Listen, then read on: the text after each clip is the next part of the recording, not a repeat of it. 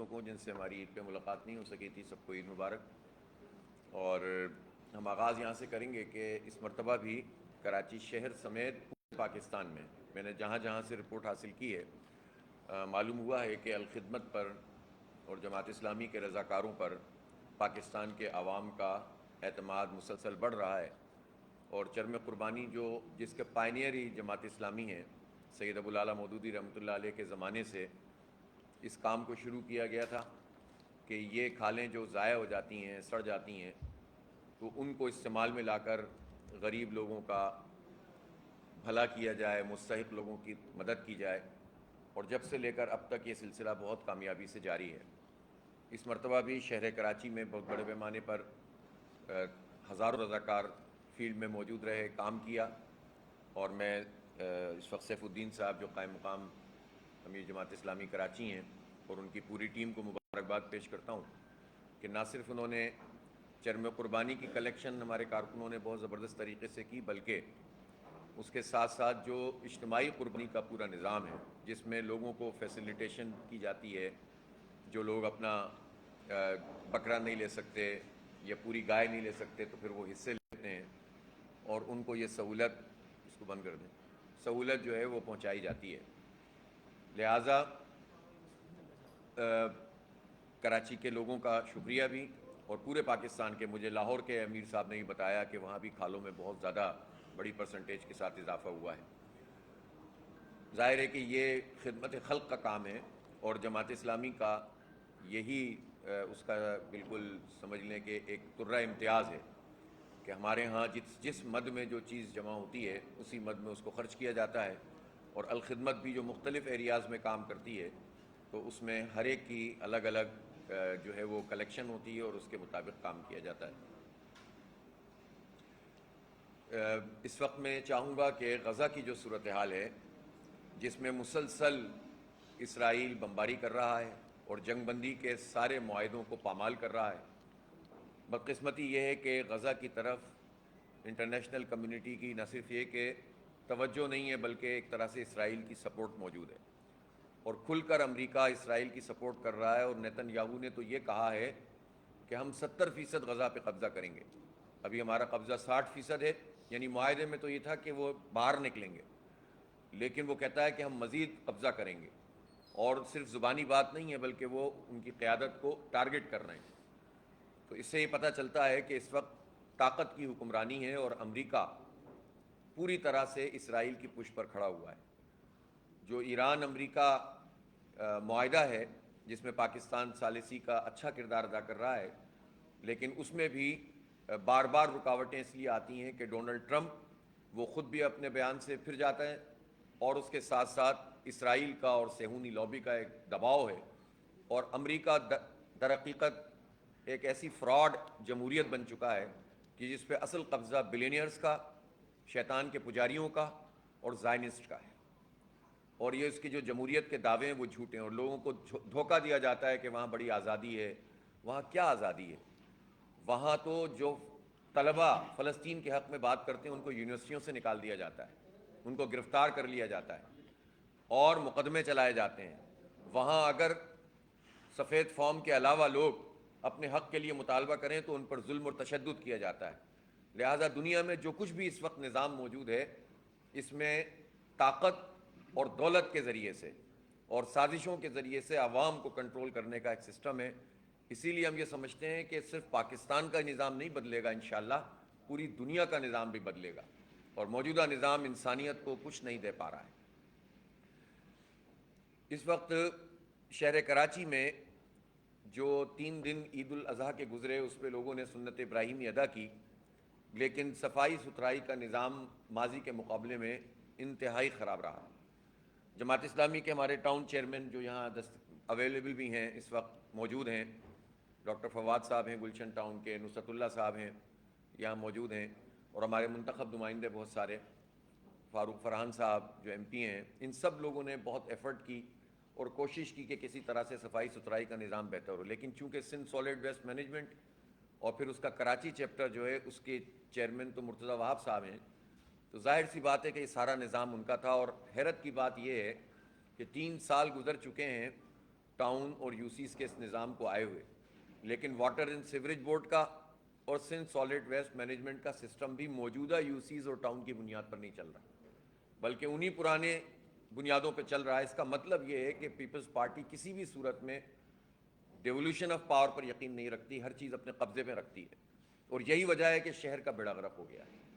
پانی کا شدید ترین بحران ہے اس وقت۔ آدھے شہر میں کم از کم ایسا ہے آدھا شہر کہ جس میں پانی دستیاب نہیں ہے، لیکن ٹینکرز میں پورا مافیا سرگرم عمل ہے، اور اس کی سرپرستی پیپلز پارٹی کر رہی ہے، اور اس کے نتیجے میں یہ بحران ہے۔ جہاں تک منصوبوں کی بات ہے تو 2005 میں جس کام کو نعمت اللہ خان صاحب نے شروع کیا تھا K4، آج تک وہ مکمل نہیں ہوا، اور صورتحال یہ ہے کہ صوبہ اور وفاق یہ آپس میں نورہ کشتی کرتے رہتے ہیں، حقیقت میں دونوں ایک ہیں، اور MQM الحمدللہ سب میں پارٹنر رہتی ہے، ہر دور میں حکومت میں شامل ہے، اسمبلی میں نورہ کشتی کرتے ہیں، عملاً ساتھ بیٹھ کر صدر مملکت کو منتخب کرتے ہیں۔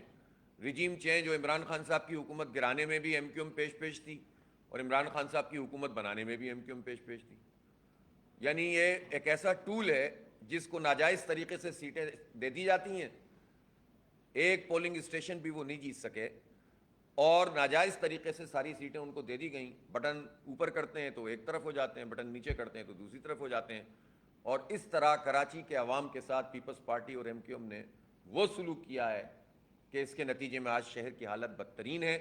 اس لیے یہ جو بھی نعرہ لگائیں، وفاق کا لگائیں، صوبے کا لگائیں، ہمیں معلوم ہے کہ یہ بکنے والے لوگ ہیں، اور یہ اپنی قیمت لگاتے ہیں، اور اس کے نتیجے میں جو ہے وہ کراچی کے عوام کا بیڑا غرق انہوں نے کر دیا۔ گزشتہ 40 سال میں ہماری نسلیں برباد کر دیں ان ظالموں نے، تعلیم سے ہم کو دور کر دیا، صحت کی سہولتوں سے دور کر دیا، سارے اداروں پہ قبضہ ہو گیا۔ MQM سے تو یہ سوال بنتا ہے کہ جب یہ MDA اور LDA اور KDA بن رہے تھے تو وہ کہاں تھے؟ وہ حکومتوں میں شامل تھے۔ ان سے یہ سوال بنتا ہے کہ جب کراچی کی سرکولر ریلوے جس وقت ختم کی گئی تھی تو اس وقت MQM کا وزیر ٹرانسپورٹ تھا، جب KTC ختم کی گئی تھی تو اس وقت MQM کا وزیر ٹرانسپورٹ تھا۔ تو آپ اندازہ لگائیں کہ کراچی کے ادارے تباہ ہوئے، کراچی کی تعلیم تباہ ہوئی، اور پیپلز پارٹی اور MQM نے مل کر بیڑا غرق کیا، اور کسی وفاقی حکومت کو توفیق نہیں ہوئی ہے کہ وہ کراچی میں کوئی ڈھنگ کا کام کرے۔ یہ جو بات ہوتی ہے نا کہ ادھر دے دیں گے ادھر دے دیں گے، میں پوچھنا چاہتا ہوں نون لیگ نے کراچی میں کیا کام کیا ہے؟ ایک گرین لائن شروع کی تھی 2016 سے آج تک وہ مکمل نہیں کی۔ 4 سال سے تو رجیم چینج کے بعد مسلسل نون لیگ کی حکومت ہے، اور اس میں پارٹنر ہے پیپلز پارٹی اور MQM، تو شکایت کس سے ہے؟ یہ بتائیں نا کہ انہوں نے کراچی سرکولر ریلوے نون لیگ کی وفاق میں حکومت رہی ہے، پیپلز پارٹی کی رہی ہے، کچھ عرصے PTI کی بھی رہی ہے، یہ کتنی دفعہ اس کا افتتاح ہو گیا، لیکن یہ نہیں بن سکا، اس پہ کام نہیں ہو سکا۔ K4 پنگ پونگ کرتے رہتے ہیں لیکن یہ بناتے نہیں ہیں۔ ایک تو یہ 650 ملین گیلن سے اس کو انہوں نے کم کر دیا، اور اب کتنا 260 ملین گیلن پہ لے آئے، اور اس میں بھی صورتحال یہ ہے کہ کام مکمل نہیں ہوا، اور اگر مکمل ہو بھی جائے گا تو ایک تو K4 منصوبے تک پانی پہنچانے کا کام مکمل نہیں ہے، اور دوسرا کراچی میں آگمنٹیشن کام یعنی لائنوں کو ٹھیک کرنے کا کام ٹھیک نہیں ہے۔ تو آپ بتائیں یہ شہری کہاں جائیں گے؟ لیکن مافیات سرگرم عمل ہیں، اور پھر کنڈے ڈالے جاتے ہیں، جس طرح بجلی کے کنڈے ڈلتے ہیں اس طرح پانی کے کنڈے ڈلتے ہیں۔ تو اس کے نتیجے میں عوامی سطح پر بہت بڑے فساد کا اندیشہ ہے اس شہر کراچی میں، اور جب فساد لوگ اپنے حق کے لیے اور پانی کے لیے کریں گے تو یہ لسانی رنگ دے دیں گے، یہ آبادیوں کو لڑوائیں گے، اور پھر یہ دونوں مل کر جو ہے حکومت کرتے رہیں گے۔ تو شہریوں کو ان سازشوں سے آگاہ ہونا چاہیے۔ حل یہ ہے کہ مقامی حکومتوں کو با اختیار بنایا جائے۔ بجٹ آ رہا ہے، اگر اس بجٹ میں ڈائریکٹ مقامی حکومتوں ٹاؤن اور UC کی سطح پر پیسہ ٹرانسفر کرنے کا سسٹم بن جائے وفاق سے، تو آٹومیٹیکلی یہ مسئلے حل ہو جائیں گے، اور اس کے نتیجے میں جو ہے وہ پیسے آ جائیں گے۔ تو کیونکہ آپ دیکھیں کم از کم جماعت اسلامی کے 9 ٹاؤنز جو موجود ہیں اس میں تو ڈیولپمنٹ کا جتنا کام ہو سکتا ہے اس سے زیادہ ہی کر رہے ہیں، یعنی پیٹ کاٹ کر جس طرح کہا جاتا ہے نا اس طرح لوگوں کی خدمت کر رہے ہیں۔ واٹر اینڈ سیوریج کا کام بھی ان ٹاؤنز کو کرنا پڑتا ہے جو ان کی ذمہ داری نہیں ہے، جس کا بجٹ نہیں ہوتا، اور اسی طرح سے جتنے اور کام ان لوگوں کے ہوتے ہیں، کچرے کا پورا نظام سندھ سالڈ ویسٹ مینجمنٹ کا ہے، گھر سے اٹھانے سے لے کر لینڈ فل سائٹ تک ڈالنے کا، لیکن وہ کام بھی وہ نہیں کرتے۔ تو کرپشن ہے اور لوٹ مار ہے، اور اس کا نام پیپلز پارٹی اور MQM ہے۔ اس لیے ان کی نورہ کشتی میں شہری آتے ہیں اور 40 سال سے بھگتتے ہیں۔ ان لوگوں کو بری طرح سے عوامی سطح پر الحمدللہ عوام نے ان سے بدلہ لیا تھا، ان کو ریجیکٹ کر دیا تھا، ان کو ایک پولنگ اسٹیشن بھی نہیں جیتنے دیا تھا، لیکن اسٹیبلشمنٹ نے ان کے سر پر ہاتھ رکھا، ان کو مسلط کیا، اور اب جو گند پھیل گئی ہے وہ کیسے صاف ہوگی؟ جس نے پھیلائی ہے وہی صاف کرے گا۔ اس لیے ہم یہ سمجھتے ہیں کہ جو زرداری صاحب کا بیان ہے کہ اسٹیبلشمنٹ کے ساتھ مل کر چلیں گے، تو بھائی آپ تو اسٹیبلشمنٹ کی A+ ٹیم کے طور پر کام کر رہے ہیں، اور میں ان سارے لوگوں سے جو اینکرز اور میڈیا پرسن اور جو پرانے لیفٹ رائٹ کے لوگ ہیں، جو پیپلز پارٹی کو بڑا جمہوریت اور کا چیمپئن اور عوام دوست، میں ان سے پوچھنا چاہتا ہوں، ایوب خان کو ڈیڈی کہنے سے لے کر، فاطمہ جناح کے خلاف کمپین چلانے سے لے کر، بنگلہ دیش بنانے یعنی اکثریت کو نہ ماننے اس سے لے کر، اور قومی اتحاد کا مینڈیٹ تسلیم نہ کرنے سے لے کر، اور درمیان میں چھوڑتے ہوئے بتاتا ہوں کہ کراچی کے مینڈیٹ پر ڈاکہ مارنے تک، اور اس کے بعد تمام وسائل پہ قبضہ کرنے تک پیپلز پارٹی ایک ہی کام کرتی ہے کہ وہ جمہوریت کو اور اکثریت کو قبول نہیں کرتی، ملک توڑ دیتی ہے، اکثریت قبول نہیں کرتی۔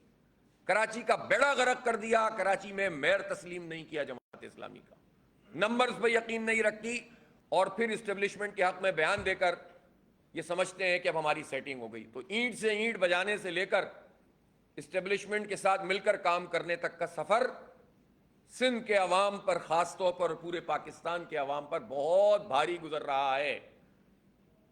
تو اب یہ اسٹیبلشمنٹ کے ہاتھ میں ہے کہ وہ یہ دیکھے کہ بس آپ کے حق میں بیانات جاری ہو جائیں اور آپ ان لوگوں کو ہم پر مسلط کرتے رہیں جو زمینوں پہ قبضہ کریں، جو بجٹ کو کھا جائیں، جو 3,360 ارب روپے کا کراچی کا بجٹ کھا جائیں، جو ہمارا بیڑا غرق کر دیں، ہمیں جو ہے وہ آج کے زمانے میں بدترین حالات سے گزار دیں۔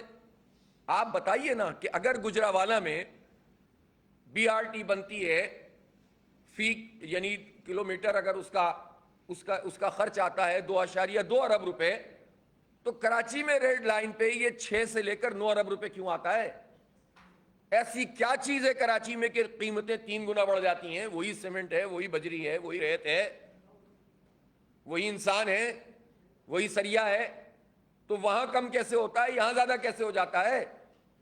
تو جس کے حق میں زرداری صاحب بیانات دے رہے ہیں وہ بتائیں نا کہ انہوں نے کیوں ان کو مسلط کر کے رکھا ہوا ہے۔ ہم سے کہا گیا تھا کہ ہم سندھ میں سسٹم پہ ہاتھ ڈالیں گے، یہاں سسٹم کام کر رہا ہے۔ انہوں نے تو سسٹم کو وزارتیں ہی نہیں دیں، بلکہ ایوان صدر میں جا کے بٹھا دیا، اور اب وہ پورا سسٹم کام کر رہا ہے۔ اس لیے جس نے بھی یہ سب کچھ کیا ہے وہی ذمہ دار ہے، اور اسی کا کام ہے کہ صفائی کرے۔ جہاں تک اس وقت بجٹ کا تعلق ہے، جو صورتحال ہے اس وقت، پیٹرول کی قیمتیں کل گورنمنٹ نے 22 روپے کم کی ہیں۔ ہمارا خیال یہ ہے کہ فوری طور پر جو کرنا چاہیے تھا وہ 122 روپے کم کرنے چاہیے تھے، 22 روپے نہیں۔ کیوں؟ اس لیے کہ لیوی کا کیا جواز ہے ان حالات میں کہ جبکہ جنگ لگی ہوئی تھی؟ ویسے بھی لیوی تو یہ پیٹرولیم ڈیولپمنٹ لیوی ہے، 8,066 ارب روپے ان کے ریکارڈ میں ہے، سرکار کے جمع کیے ہیں اب تک اس میں، اور یہ پیٹرولیم کو ڈیولپ کرنے کے لیے تھی، ریفائنریز کو کی کیپیسٹی بڑھانے کے لیے تھی، ان کی ایفیشنسی بڑھانے کے لیے تھی۔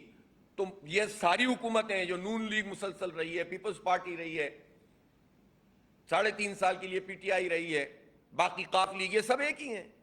یہ جو پیپلز پارٹی اور یہ تو PDM ہے، یہ تو مسلسل حکومت میں۔ تو اب یہ بتائیں نا کہ ان لوگوں نے 8,066 ارب روپے سے پیٹرولیم کی ریفائنری میں یا اس کو اس کی ڈیولپمنٹ میں کیا کردار ادا کیا ہے، اور وصول کس سے کیا ہے؟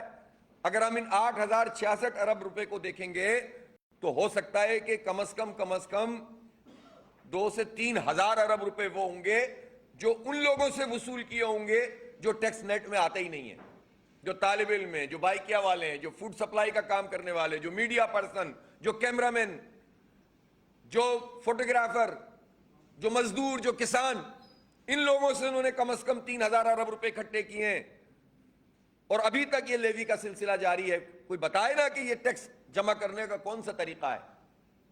اور پھر مزید بھی اس کے لیے تیار نہیں ہو رہے ہیں کہ یہ لیوی ختم ہوگی۔ پیٹرول کی 10 روپے کم کیے لیوی کے، تو ڈیزل پہ 10 روپے بڑھا دیے۔ تو یہ کیا مطلب کام ہے؟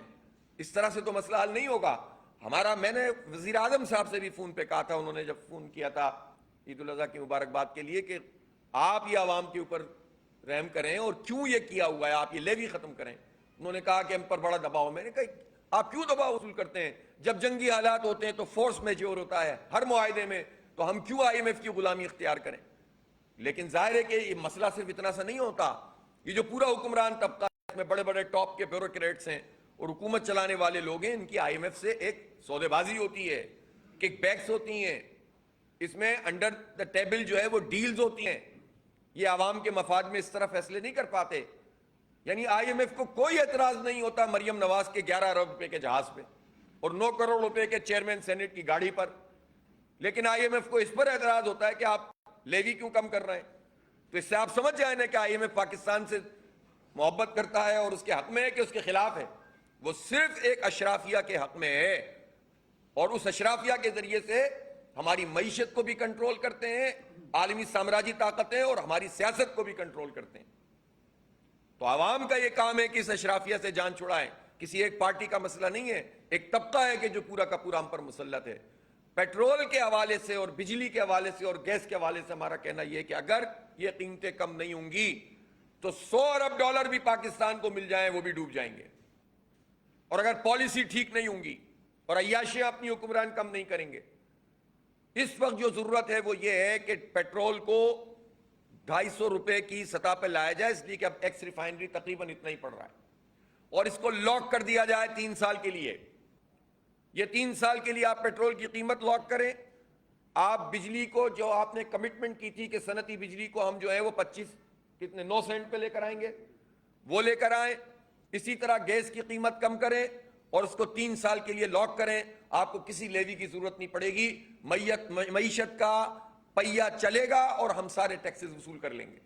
لیکن جب آپ معیشت کو ہی نہیں چلنے دیں گے، صنعتوں کو نہیں چلنے دیں گے، ایکسپورٹ کو تباہ کر دیں گے، کمپٹیشن سے میں آؤٹ کر دیں گے، تو پھر آپ لیوی پہ لیوی لگاتے رہیں گے، عوام کا بھرکس نکالتے رہیں گے، ملے گا ہمیں کچھ نہیں. اس لیے یہ پیٹرول کی قیمت 250 روپے پہ بتدریج لا کر آئندہ چند دنوں میں، اور اس کو لاک کیا جائے. لاک کرنے میں اگر اور کم ہوتی ہے آپ کمائیے، اور اگر زیادہ ہوتی ہے تو سبسڈی دیجئے. یہ اب سبسڈی پاکستان کو پے کرے گی.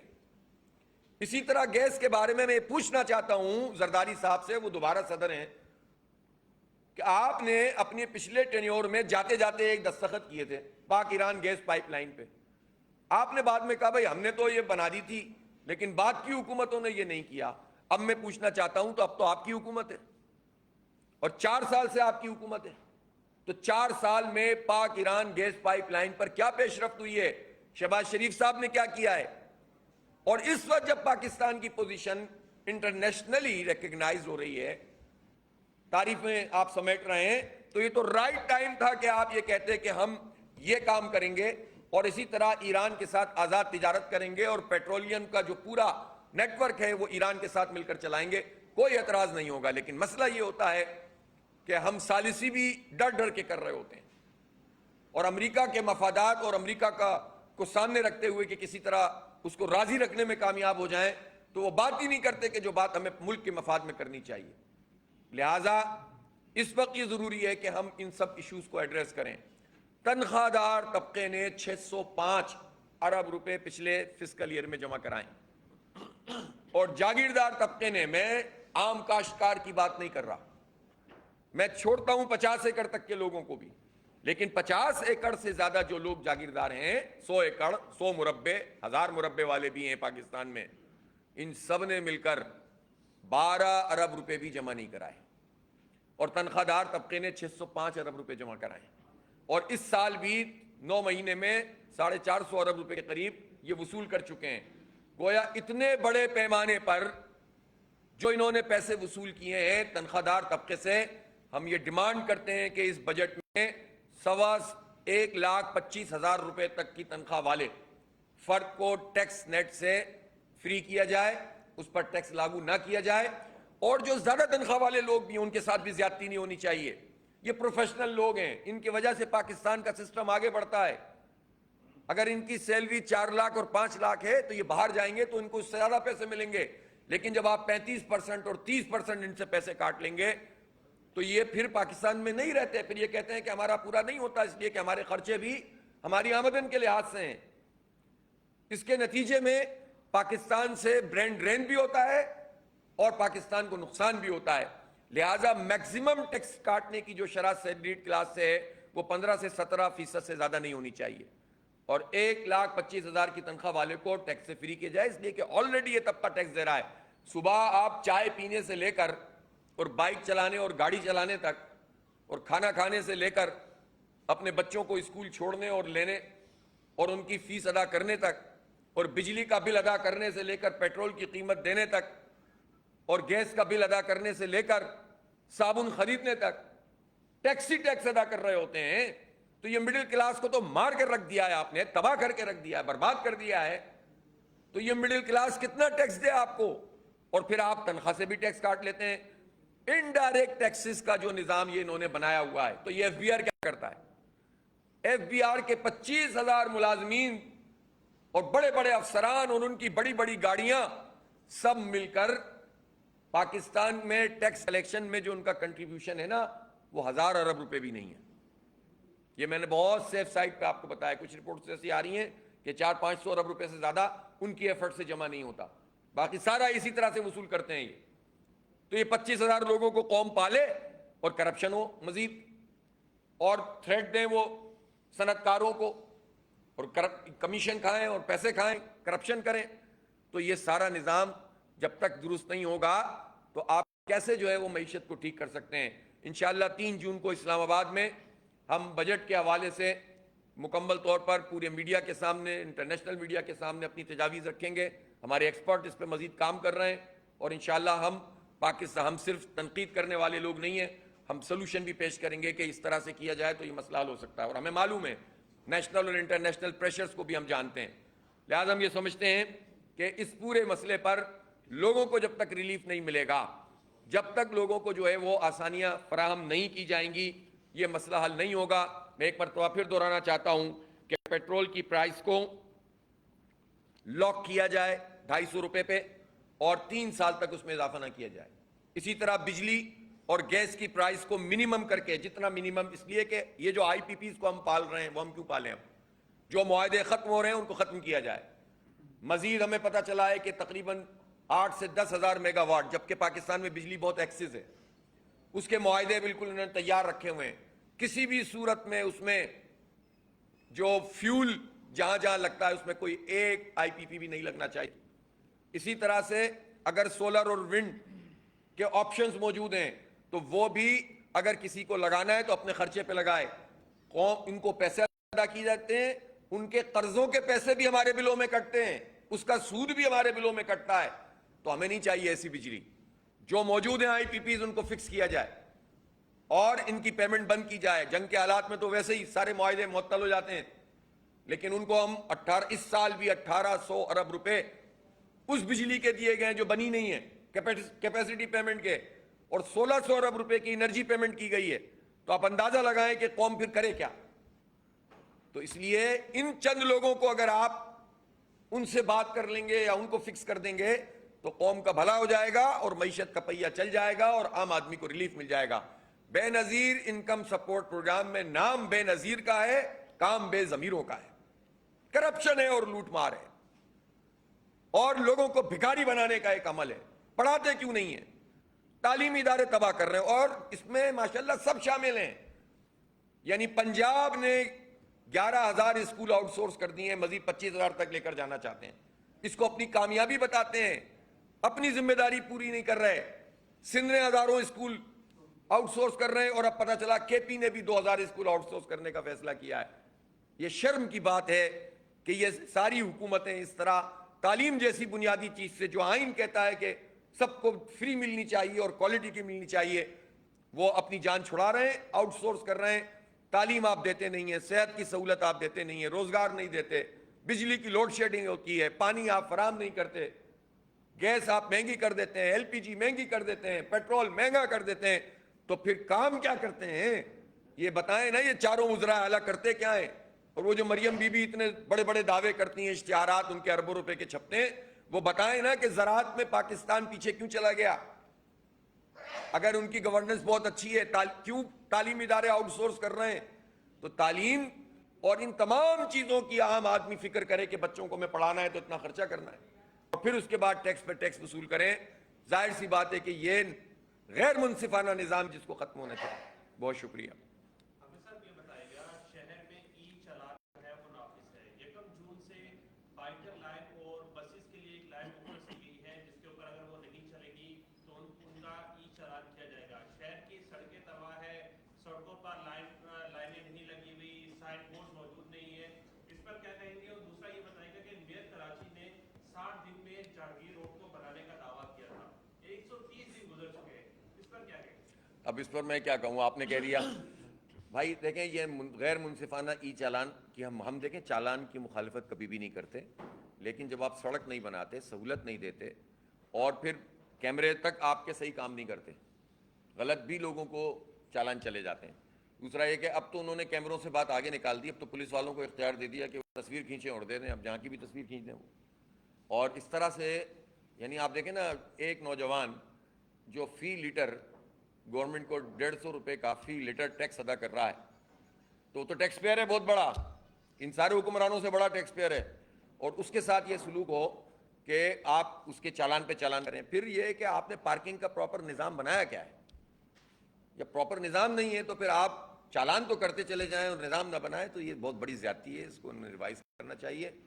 اور میں اب جہانگیر روڈ پہ کیا بات کروں، آج وہ آئے نہیں ہے ہمارے خورشید بھائی، وہ زیادہ اس کے ایکسپرٹ ہیں، اور ہر روڈ کا یہ حال ہے. میں نے بتایا نا K4 کو 21 سال ہو گئے نہیں بنی، گرین لائن 2016 سے اب 10 سال ہو گئے نہیں بنی، ریڈ لائن کو 4 سال تو تقریباً ہو چکے ہیں، ابھی آدھا کیا پاؤ کام بھی نہیں ہوا. اسی طرح سے جو ہے وہ یلو لائن کا کام نہیں ہوا. اور مزے کی بات یہ ہے کہ جو اورنج لائن بنائی ہے اس میں بھی 1.25 کلومیٹر کا تو بنارس کا پل ہے، اس کو بھی شامل کرتے ہیں وہ. اور وہ ایسا فضول پروجیکٹ ہے کہ جس کا کوئی فائدہ نہ اورنگی کے عوام کو ہے اور نہ پورے جو ہے وہ ویسٹ کے اور سینٹرل کے عوام کو ہے. تو اتنے نااہل قسم کے لوگ ہیں جو کوئی ایک کام بھی نہیں کر پا رہے، تو اب آپ کتنے سوال کریں گے اور میں کتنے جواب دوں گا.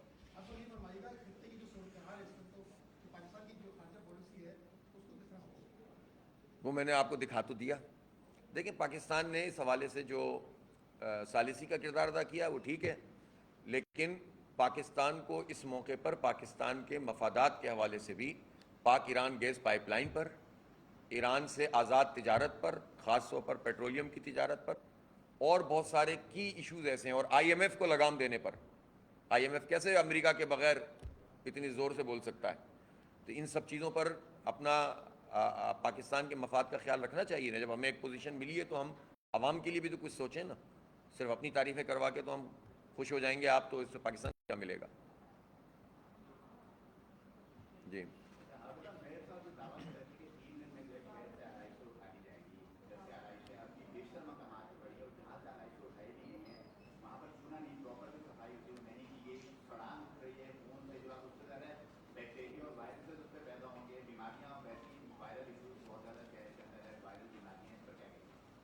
اس پر میں اب کیا کہوں، شروع میں کہہ چکا ہوں.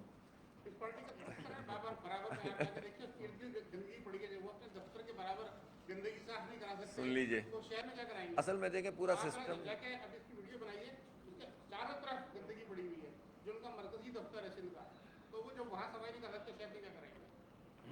ظاہر ہے ان سے کام تو ہوتا نہیں ہے. ان کو پیسے بنانے سے اس پورے سسٹم کو فرصت ملے تو یہ عوام کے لیے کوئی ریلیف کا کام کریں. ذرا سا کچھ کہہ دیا تھا ہم نے پہلے دن تو ناراض ہو گئے تھے. اب بات یہ ہے کہ یہ قبضہ کر لیں، یہ میتھمیٹکس بدل دیں، یہ جمہوریت پہ شبخون مار دیں، یہ سارے اداروں کو پر قبضہ کر لیں، یہ کرپشن کے ریٹ 71% تک بڑھا دیں، انہیں کچھ نہ کہو. ظاہر ہے کہ بدترین صورتحال ہے. شکریہ. باور بھائی